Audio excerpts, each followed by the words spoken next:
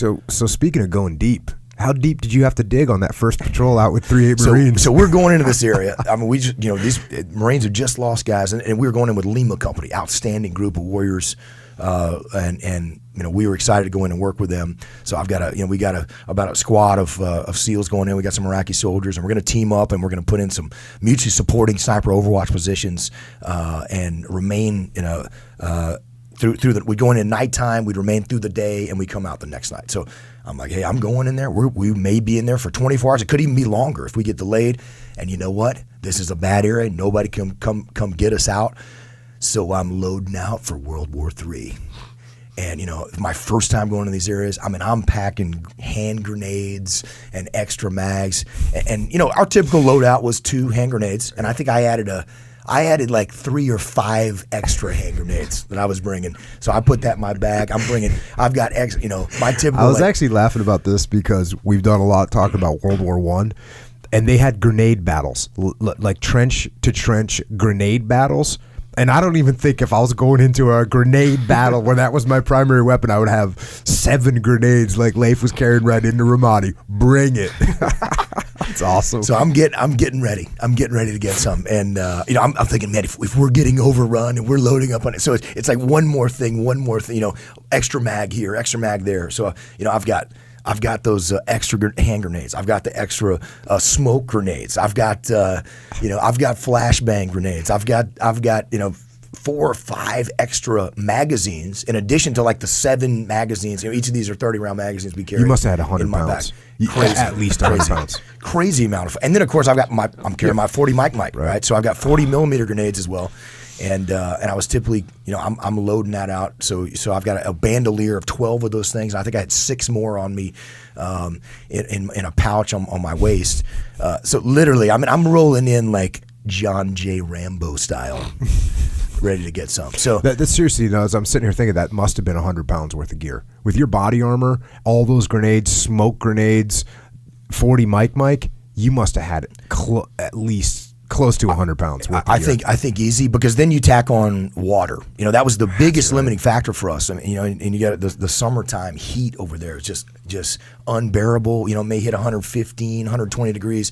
And so here we are, remain over day. You're not going to drink the water out of the faucet, unless you want to be visiting, making some frequent head calls and having some dysentery for the next few days, and what that's going to bring you. So you got to carry that water in. We carry these 1.5 liter bottles that they had. And I think I had probably 10 or 12 of those bottles too. So I'm like, I don't want to run out of water, so I got to be much more. That even thought I needed. So ridiculous amount of weight that I'm carrying.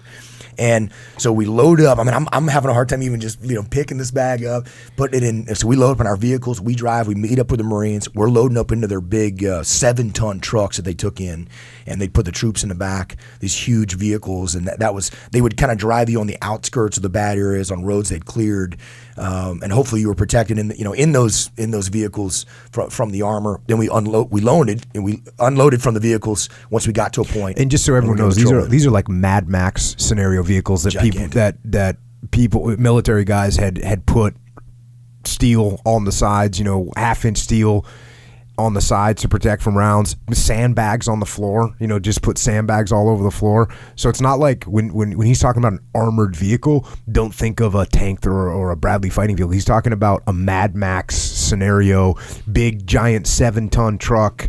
It looks like a construction truck basically, but it's got big steel walls on it, and now they put sandbags on the floor to prevent from IEDs, and that's going to war in the fun way. straight out of the Road Warrior, definitely.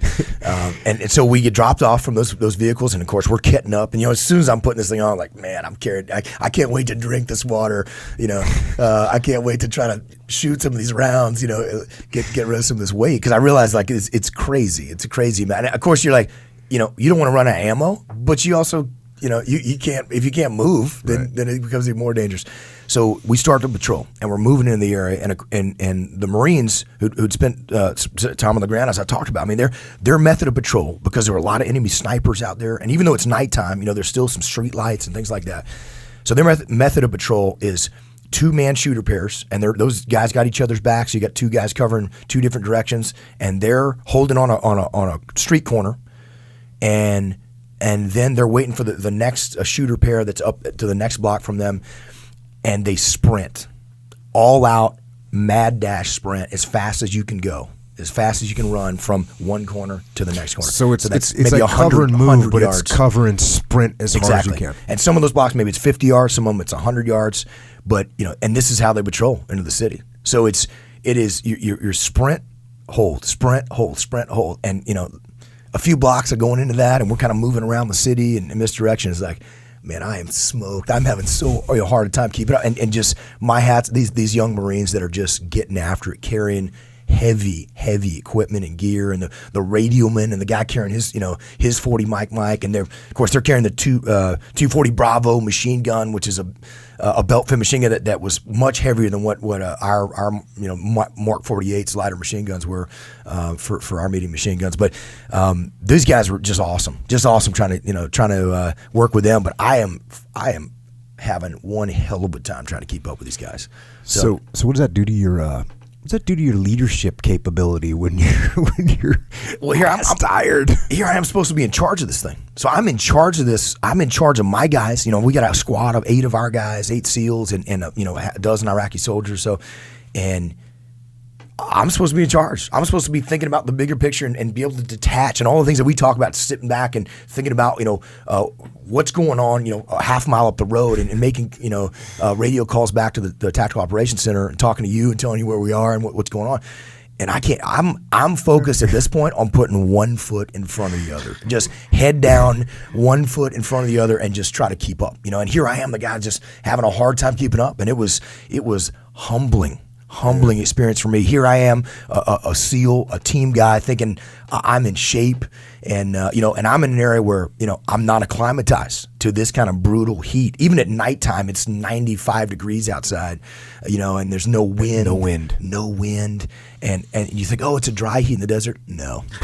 The rivers, just it's not a dry heat. Yeah, not in Ramadi. It's not a dry heat. Yeah, we were half mile off the river, so it's humid along the river. So it was horrible, and I was realizing this. I got my ass kicked. I mean, it was by the time we got back from that, it was I knew I was going into a heavy heat exhaust. I was hitting the heat exhaustion point where it was like, this is rough. This is rough. And stuff. that's the thing that's scary about heat exhaustion scenarios is it's like a cliff you're walking off of, and when you're getting close to the cliff, and when you go off of it, it's not like you say, okay, let me get a sip of water. No, you're in big trouble. You got guys carrying you now because if you get heat stroke or heat exhaustion, it's a bad situation. And it doesn't matter how tough you are, you're not going to be able to power through that, right? Physically, and so that's what that's a nightmare scenario for me. That here I am, the leader, and yet if I can't keep up, if someone has to carry me, right? That was just going to be a horrific disaster. So. We went through that operation. We were out there for remained throughout the course of the daylight. We got shot at. We shot at some bad guys, and then we came out the next night, and I got back from that. Were you aggressively returning fire to get rid of some of those rounds? We definitely aggressively returned fire. Unfortunately, didn't get a chance to throw any of the hand grenades, which was a real bummer. But I mean, it was a real rude awakening for me, just being humbled by that experience to come back and think, I'm carrying way too much stuff. I can't, it's sure I don't want to run out of ammo, but how much more dangerous is it for me to be carrying so much stuff that I can't even keep up on a patrol? I can't move fast when I need to, and if bad guys start shooting at us, I can't get my guys off the street, or I can't run across the street or run up the stairs, and so I recognize right away, I got to pare this down, and I got to carry just the essential stuff, and maybe a couple of contingency plans. Like maybe I got one extra grenade in my backpack, and maybe I don't even need that. What do I really absolutely need? Don't want to run out of water out there, so maybe I got one extra bottle. Don't need 4. With me, and that enabled me to recognize that I've got to carry only the essential stuff, because you can absolutely get overwhelmed. And part of that too, if we trained at land warfare at the time. The attitude was, we do land warfare in the SEAL teams, so we don't wear helmet and body armor for land warfare. So we'll go out and patrol across the desert and do that stuff. We wear helmet with body armor when we do CQC, close quarters combat, in the kill house. And here we are in an urban environment, like gotta be able to do both. I'm foot patrolling, and then we're clearing houses. Yeah. So gotta have that stuff, and you just recognize how you just cannot carry all that stuff with you. So that was the rude awakening for me. And the other piece of that was physical training. Here I was thinking I'm in shape, I'm a team guy. We train hard, we push the envelope, and yet I am not in good enough shape to be able to perform at the level I need to in this kind of heat, in this kind of environment. And after that, you would see. It was a lesson not just me learned, but I saw so many Everybody. of us. At TU Bruiser, if you showed up at like noon, at the heat of the day, you'd see guys out doing tire flips, doing sprints, running, working out to get acclimatized, to be ready for those worst case scenarios. And we recognized that we thought we were good, and we had to step it up to an even. I actually took one of those workouts, and I would do it at Victory MMA training fighters. But the workout was a dummy carry, because we had a big old heavy bag. So it was a dummy carry it down and back, sprint as hard as you can, then grab the tire. It was a tire pull down and back, and then a sprint down and back. And what that was simulating was like, okay, you might have to pick up a guy and carry him down or carry him somewhere. Then you also might have to grab a guy and drag him, and then you might just have to sprint. But we do that, like you said, we do that stuff at high noon because like you said, everyone wanted to be acclimated for the worst case scenario. And that was something we saw over and over again. Even by the way, I remember you running Dean through that through that training. It was brutal. He didn't like that too much, did he? That's rough. That's a rough thing. Good training, awesome training. Yeah. Prepare you for those worst case scenarios. But it was humbling, and we'd see. We'd have great team guys, brothers who showed up, in Ramadi and want to go out on patrol with us. Guys who we knew were incredibly fit, great athletes, kept themselves in shape. These certainly weren't the guys that let themselves go, and we take them out on patrol, and like they'd be falling back. They'd be having a hard time keeping up. They had to learn that same lesson that I learned, and then you'd see them out there getting after it, right? Like training and pushing the envelope. And I think that was a lesson that we learned some great tactics from the Marines, and also my hats off for those young Marines that were getting out there in the thick of it. They taught me some great lessons there that enabled us to go forward and really push the envelope, going deep in areas that nobody could get into, and setting up those sniper overwatches and helping protect the soldiers and Marines that were building those combat outposts. But we had to be physically fit, and we had to carry only the essential gear that we needed. And what's interesting? I'm sitting over here because obviously we're in a business, consulting business, but same thing that we'll see with businesses when they want to do the same thing. They want to build their infrastructure so much that they can handle any scenario that's going to happen. So they're going to hire 3 more people in case of this, and they'll hire 6 more people for that, and they'll hire 4 more people for that contingency. Right? It's like you saying, well, I might run out of magazines, so I'm going to put 5 more in my backpack, and I might throw these 4 grenades, so I need 3 more. And next thing you know, these companies, they're so overburdened with overhead and with cost structure that the same thing happens. What happens? They lose their ability to maneuver. And so it's the same thing. You take that combat principle of carry what you need, think about it, and don't carry too much, and you apply that to the business world. Hey, if you don't need to bring that extra person on board, and you can get away with a contractor for a little while, and you can pay somebody some overtime, do that until you have to make that decision, and you'll know. So that's something you actually taught me in Ramadi. You had been in Baghdad and had those good the experiences of these capture kill raids, and it always seemed like we're going in this house. We don't know what's in that house. We believe a bad guy to be there, and maybe he has some people. So I'm going to put 25 assaulters in that house. And, I'm going to put as many people as I can. And then you're like, hey, Leif, I don't think you need that many people. And initially I was like, that's crazy. Why would I not want to take them all? And then you recognize, like, 25 people in the house, there's a lot more mayhem. There's a lot more chaos. There's people bumping into each other. And you're like, yeah, maybe 14 guys is all I need, for this particular target. And guess what else? When you're on this target, where's the biggest threat? The biggest threat actually oftentimes isn't in the building you're taking down. Because you're doing that aggressively, you have a good force. The harder threat to where the threat is. A building is 480 square feet or 1,400 square feet. You know how big that building. It's a finite area.